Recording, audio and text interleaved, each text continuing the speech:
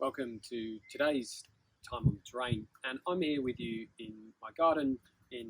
Part of my garden is my kind of growing zone, because I think the anecdote of gardening, especially kind of crop growing, is pertinent as an anecdote for two of the themes that I've been engaging with over the last couple of weeks: variability of leadership approach and action. And why do I think that's a good anecdote? Just very quickly, well, when you spend time with your fingers in the dirt, you soon realize that you've got to take a very varied approach to interacting, almost leaf by leaf, but certainly plant by plant, species by species, and that the way that you approach each of those interactions varies depending on context and situation. So the context here is going to be very different to the context there, and the situation today, sunny, nice, going to be different tomorrow when it's almost certainly going to be raining, which is a good thing. And that from a leadership perspective, bring it back, what we need to think about is how we vary our leadership approach depending on context and situation, not going from here to there. It's not Jekyll and Hyde. There needs to be some congruence and consistency, but it also needs to be responsive, ideally anticipatory, but it needs to be varied.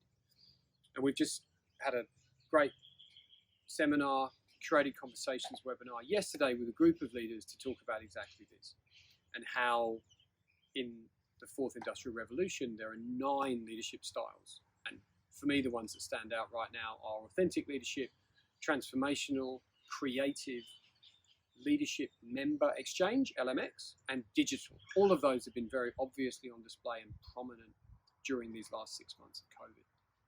And then to talk about action.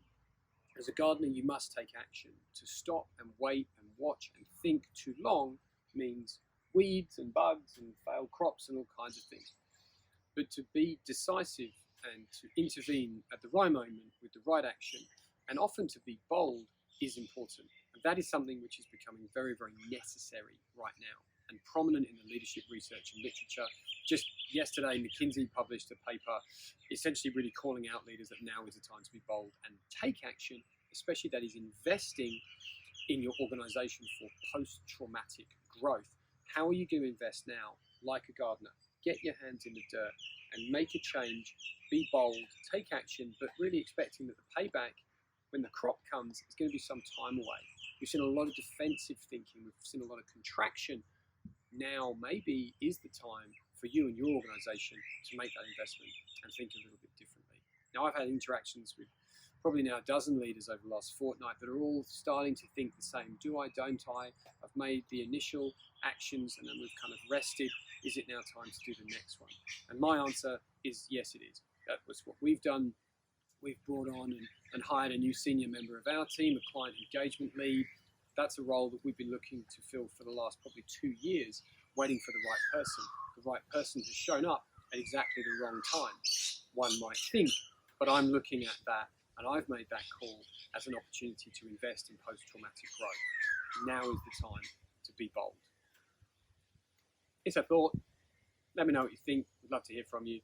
Thank you for your time and attention with this week's Time on the Terrain. If you've enjoyed today's Time on the Terrain and you'd like to check out previous week's observations and insights, you can do so at 4iLeadership.com/insights.